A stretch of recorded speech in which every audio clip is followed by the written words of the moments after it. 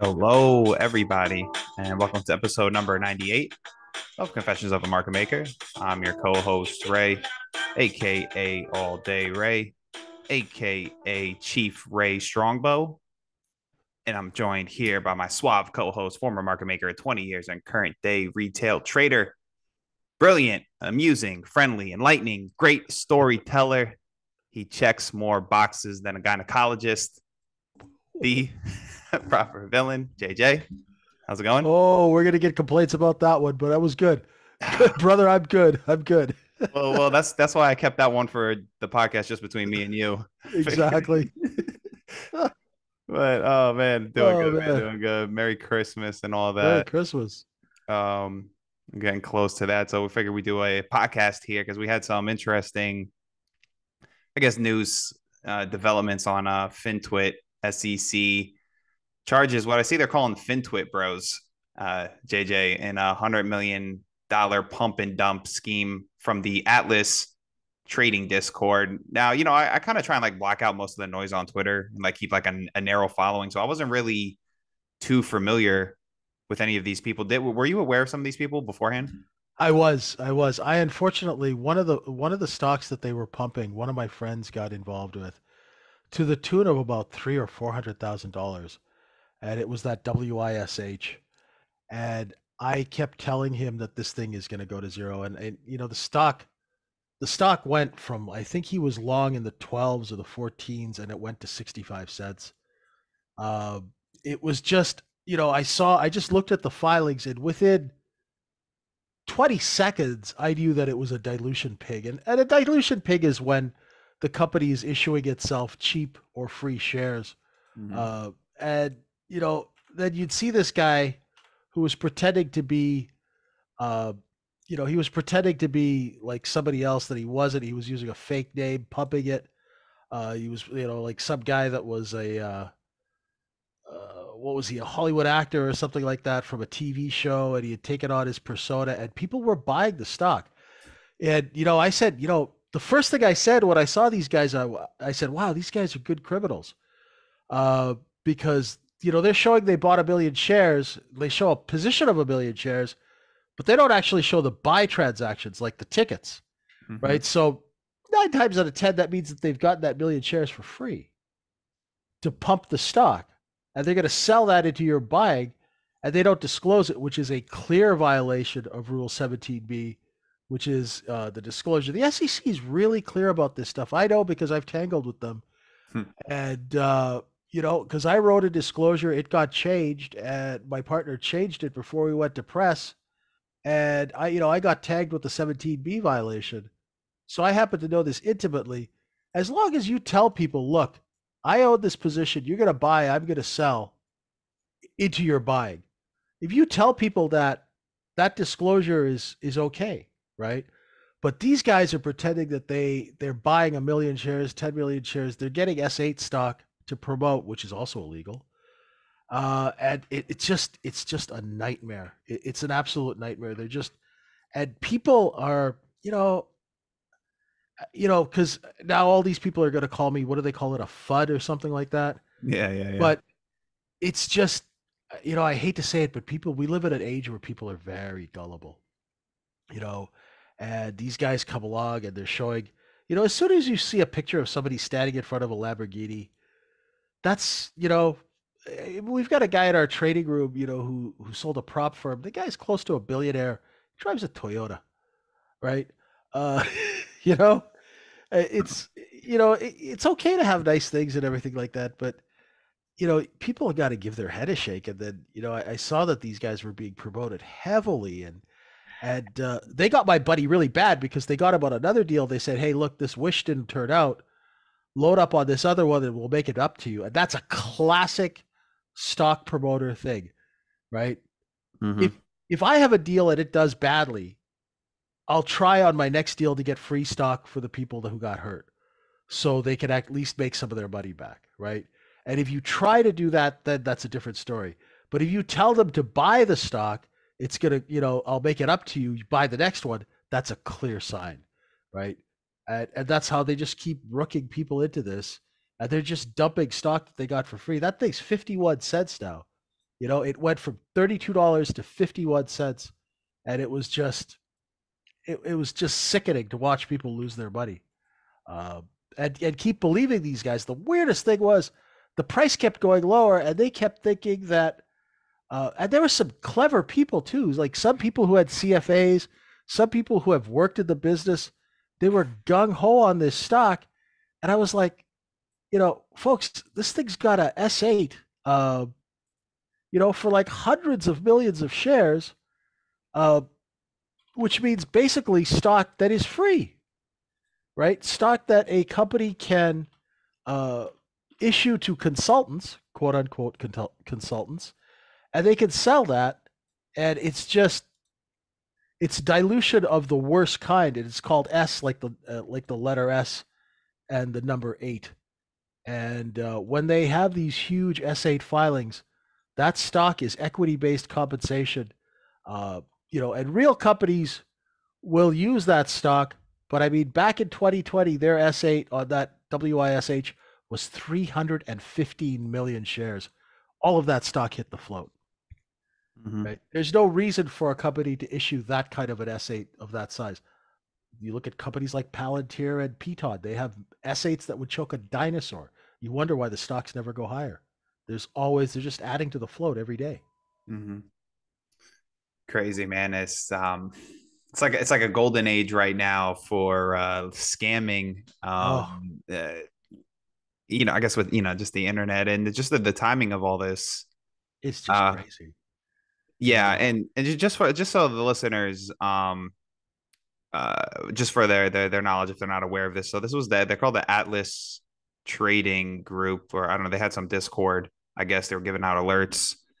And so some of the people here, which I don't know much, I got a list. So let's see, Perry Matlock. So he's at PJ Matlock. This is all on Twitter, by the way. At Mr. Zach Morris. So he had 500,000 followers. I think I came across him Yeah. probably just off a share volume. That name sounds familiar.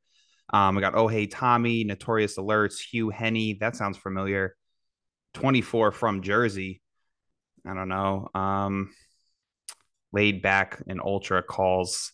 So yeah, so interesting. I'm gonna ask you this, JJ, right? So, I just said like the timing of this is a little interesting. Obviously, the SEC had to be onto them for, a good while. I saw like I guess some of these undercover agents were whatever they're called were Yep. messaging with some of these guys, and I guess Oh, these yeah, guys were sure. saying I guess some of these guys seemed pretty dumb about what they were saying to these people. Oh, yeah.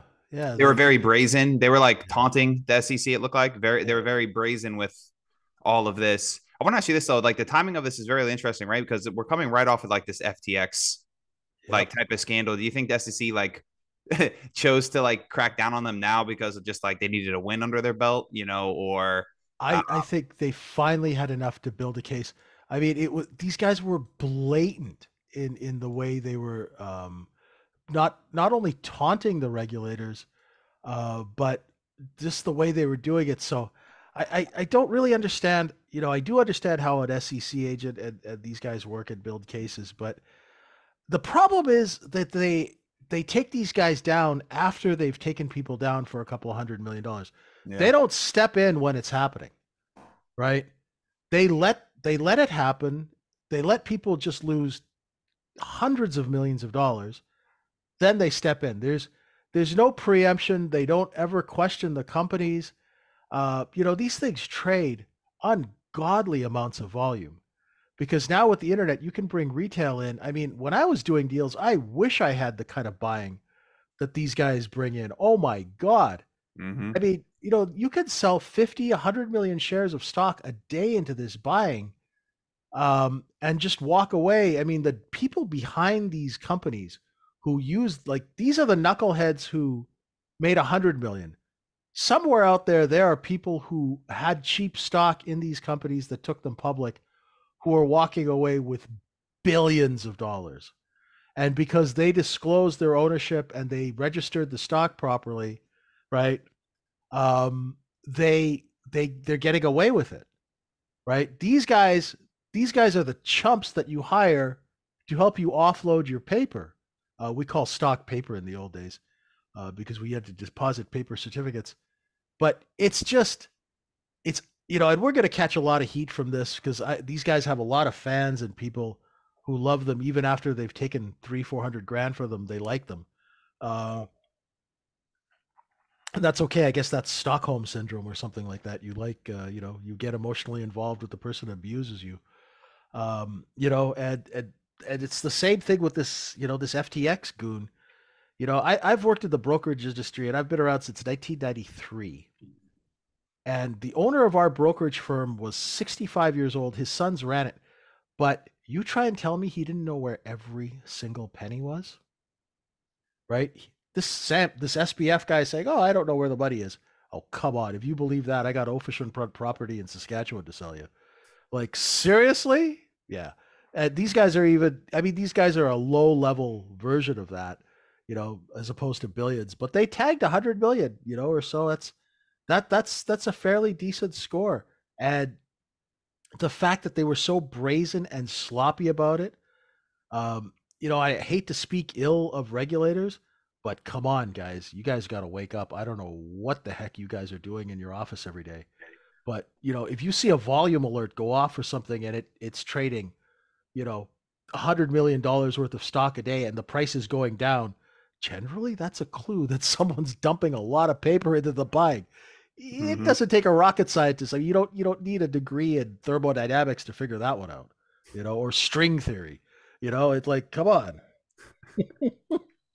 It's incredible. I don't know if it was, kind of like this culture online that got created with like people just what they call like aping into stocks or into Yeah. crypto, into NFTs, and like me, like I like all those things. I'm in those things too, but I come at it with more professional, disciplined approach.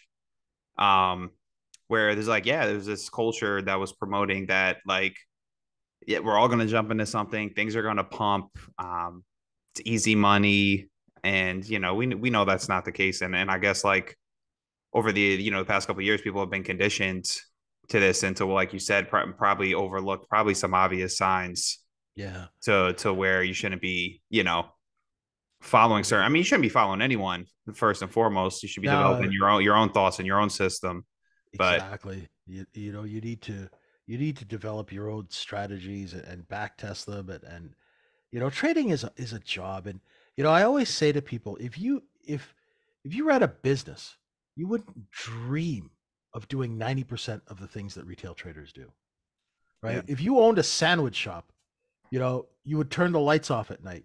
You wouldn't leave your inventory out to get rotten. You would like, it's just you wouldn't take the money that you make and then go to the casino right away. Like just like if people thought of trading as work and as a business, they would think it and they would do things differently than they do now, where they just completely are ruled by emotions. And that's why trading psychology is a beautiful thing. But I think the first thing psychologically that you should do is look at this as like you're going to work and it's a business. mm-hmm. And if you can't do that, then you shouldn't be like playing with your money. When there are people who are insanely like vicious people. I mean, and I know because I had these people as clients, right? Like, I had a guy who made 7 million in a week and stiffed the guy who was painting his fence $1,500. Like, these are the kind of people that are selling you the stock that you're saying everybody's telling you you're a FUD or whatever for saying something negative against the stock. uh, you know how do you like it at a penny? Right? Yeah, It's yeah, like your log at $5, it's a penny now, right? Okay, well, let's see what your hands are made of now.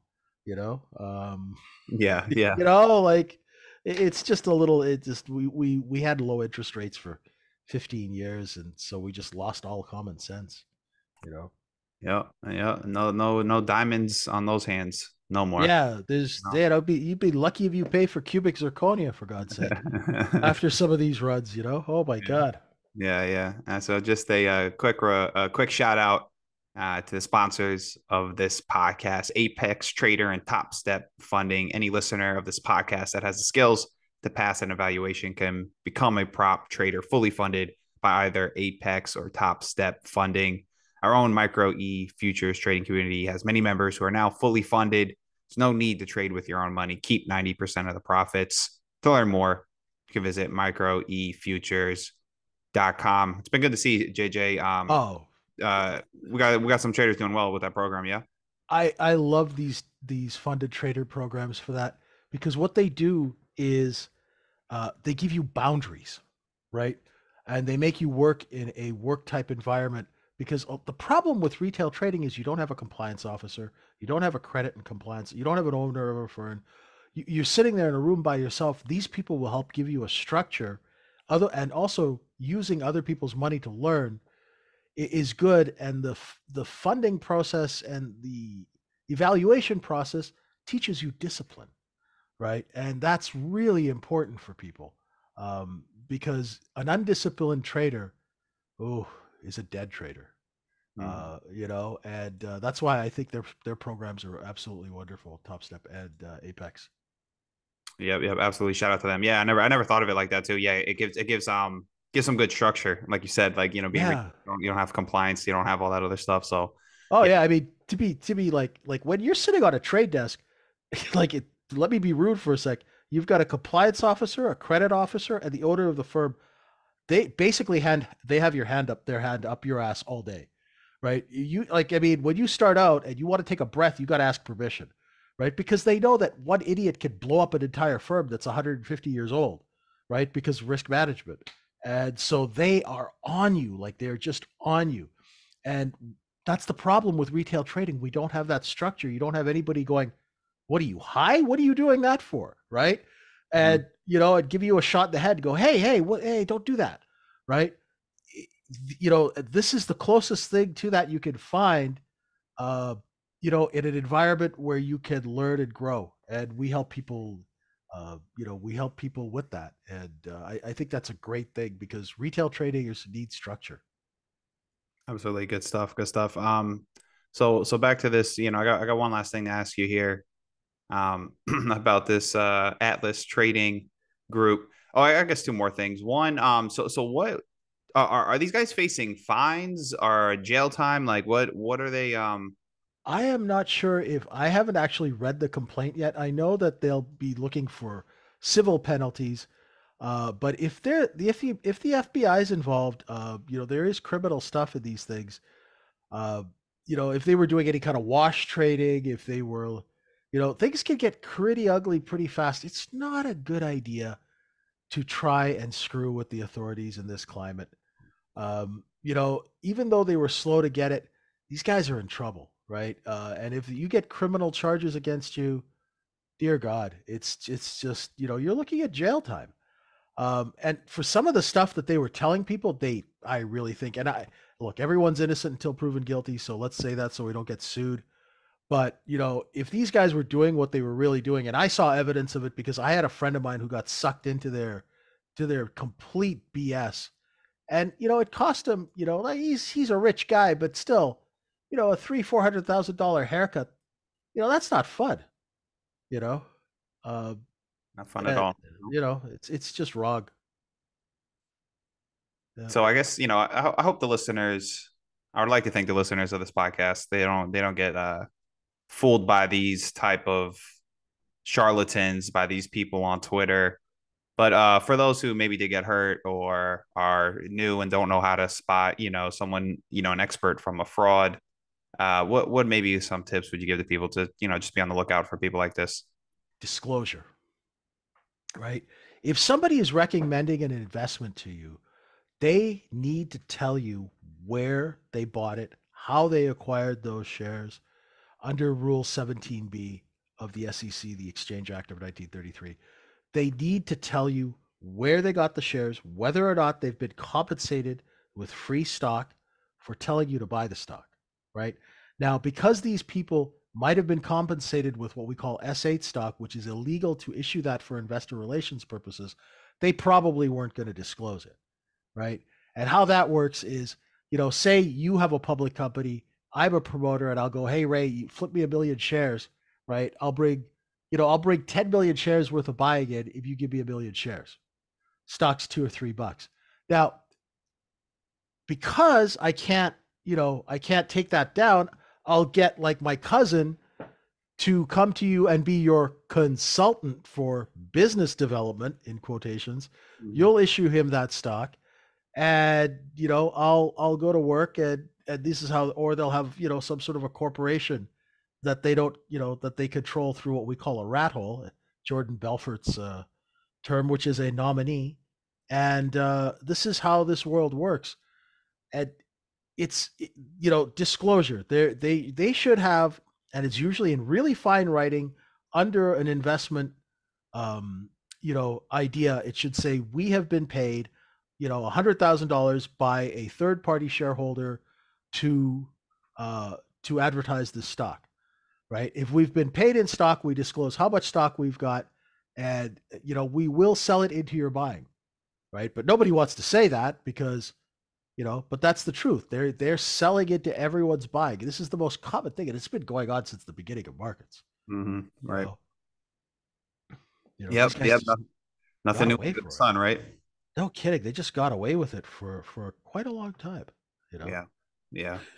And yeah, the internet, social media definitely makes these type of things easier. Like, like you were saying, like you almost wish like this was the case when you were doing your thing. Oh yeah, I mean, disclosure is the thing. The SEC, they let you get away with anything as long as you tell people. I mean, not talking fraud, but Yeah. they let you. If I have 100 million shares of a stock and I pay you, if I pay you 100 grand a week to bring in buying, if I disclose that, under my Form fours or whatever that I'm selling, as the people are buying, then at least the people have a chance to go, okay, this guy is going to sell it to my buying. Stock's probably going to go down, and I'm going to lose money. But at least you give them the chance to know that the game is rigged against them, right? You at least give them the chance to know the information because that's why it's publicly traded. There's supposed to be public information out there. Right. These dark alleys of ownership. Hey, listen, my first client was a Swiss bank, and Canadian promoters hid their positions in Swiss banks, sold the stock from the Swiss bank through Vancouver into the United States, right? And it's very lucrative. This is how people make 50 million, 100 million. They hire these sort of atlases of the world to help pump, and they'll hire somebody in Asia, somebody in America. Then you get all of this volume, and these guys have 400 million shares of this garbage, and they're just dumping it into volume. That's why these big deals, the big players behind them, they're making 150, 200, 300 million dollars on these deals. People don't even know that they exist, right? These guys who got caught, they're pikers, as we say in New York. Like these nudnuks are complete pikers. They made a lot of money, but there's somebody else who made 10 times, 100 times what they made.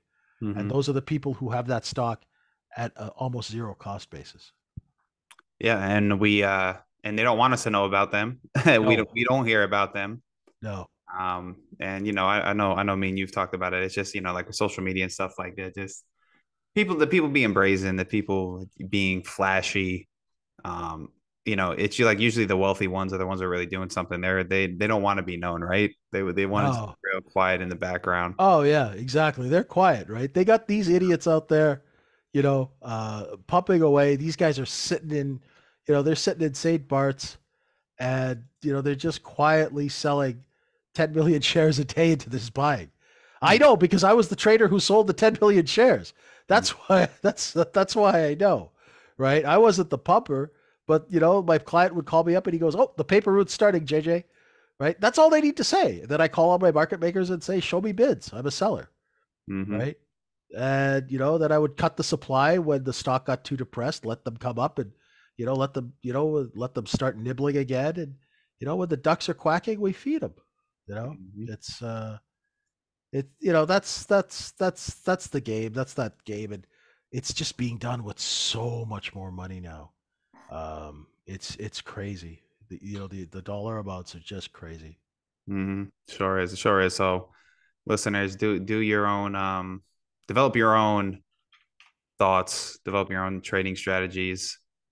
Um, Yeah, and we'll leave it out on that, JJ. So Yeah, that's definitely. today's episode of Confessions of a Market Maker. If you guys enjoyed today's episode, could you please rate and review it for us? If you guys would like to join a supportive and professional community of traders, you can join us at microefutures.com. JJ, Merry Christmas, Happy New Year, Merry Christmas, brother. all Happy that. New Year. Enjoy. All the best to your family. All the best to the folks out there. I hope you guys have a wonderful holiday season. And just take it easy during these holidays and trade safe. Yep. Trade safe. So for the gorilla of House Street, I'm Paulie Walnuts. You stop, so.